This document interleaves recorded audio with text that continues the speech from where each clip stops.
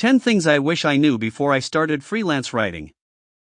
For those who have not subscribed to my channel, please click on the bell icon and turn the notifications on to receive all my newest content. What do you think about freelancing writing?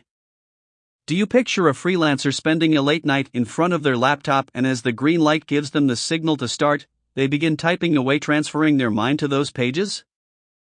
They are cut off from the world, busy with their thoughts. Wait. Pause. Is this what you think about freelance writing? If so, you are mistaken, as there is so much more to it. Let me tell you the 10 things I wish I knew before I started freelance writing. Number 1. It's not as difficult as you think, but on the other hand, it's also not as easy as you think. It takes effort and hard work, it takes persistence, and it takes consistency. However, the work itself is not tough. If you have a basic understanding and a strong grasp of the English language, and you are willing to write down words on a page, then you have the ability to become a freelance writer. Many people get hung up by the technical aspect of it all, though. Making a portfolio, setting up their own website, scoping out potential jobs, pitching a proposal, or the additional aspects that come with running a business. The most important part is coming to the conclusion that freelance writing is not as exhausting as you think it is. As you continue watching this video and listen to all the points I'm going to make, you'll see that they back up my case. Freelancing isn't a tough job to try out, as long as you follow the correct method. Number 2. You suck as a freelance writer. The first time you check out your writing, you'll probably hate it. You might say to yourself, I will do better than this, and you most likely will. However, the truth is that once you check out your work, there's a decent likelihood that what you see isn't what others see. It all comes down to perspective. You read your writing from an interior perspective while your clients see it from an external one. When I write my articles for my clients, I attempt to imagine how they would react if I were to show them what I wrote before reviewing and editing it for their required platform. They might think I was very unskilled if they saw the original draft compared to what they had asked for. Number 3. Know your worth. Initially, I tended to accept assignments at whatever rate was offered. In the initial stages of your career, you don't have to worry about negotiation. But, in the long run, you'll want to be open to them. Your clients will not take you seriously if you don't negotiate. Every serious writer and freelancer bargains and wants to get the best deal possible. It is scary at first, but you will be leaving money on the table if you don't negotiate. For me, even now, it doesn't come naturally. I had to put effort into developing some negotiating skills. I believe I am much better now than I was. Number 4. Always know your W's. It means you should know your what and your why. You should not only understand yourself and your skills, but you should be able to describe to others what you exactly can do and why they should choose you. There are so many freelance writers out there, so be clear about what makes you different and how you can create outstanding work for them. Knowing these W's are going to help you in the long run. By knowing them, you will be confident and able to convince the potential client to give you work. Number 5. The more proposals you send, the more likely you will get work. As a freelancer, you're your own boss with the freedom to work from home, but that doesn't mean you can slack off on marketing or building your business. If you don't have clients who keep coming back for more work from you, then it will be difficult for any business to grow beyond its infancy.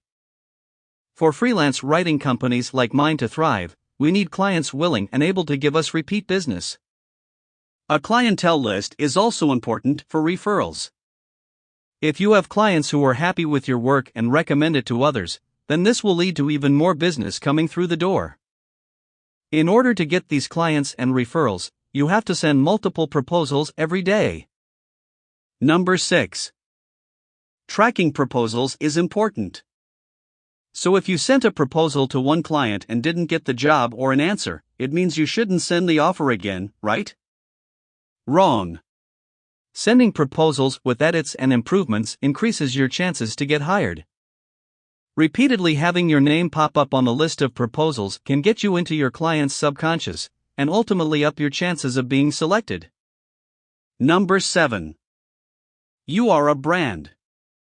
You picture yourself sitting in a cafe and writing on a laptop all day. What a cute idea! In reality, you are running a small business.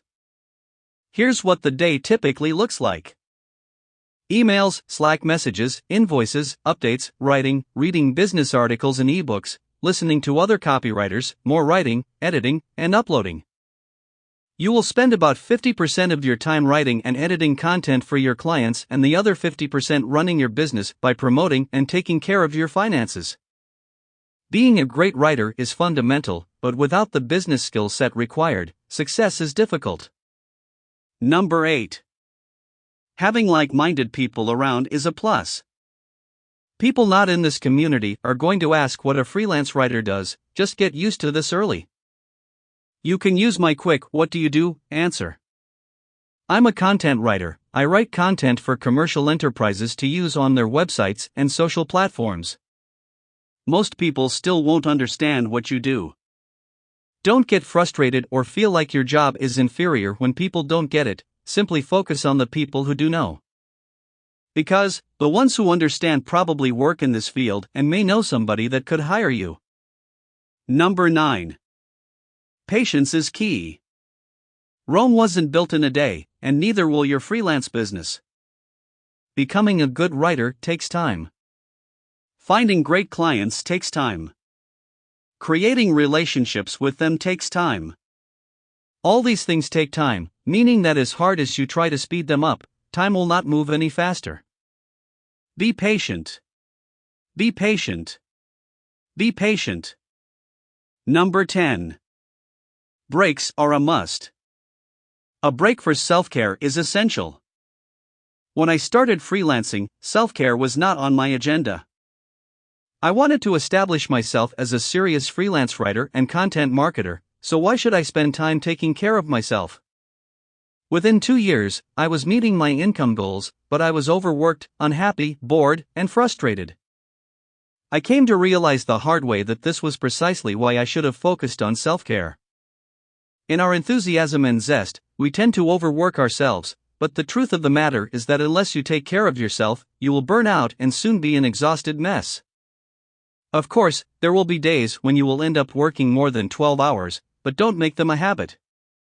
Go for that yoga class, spend some time on the couch watching TV, go meet your friends over coffee, or do whatever works for your self-care. Take time for you.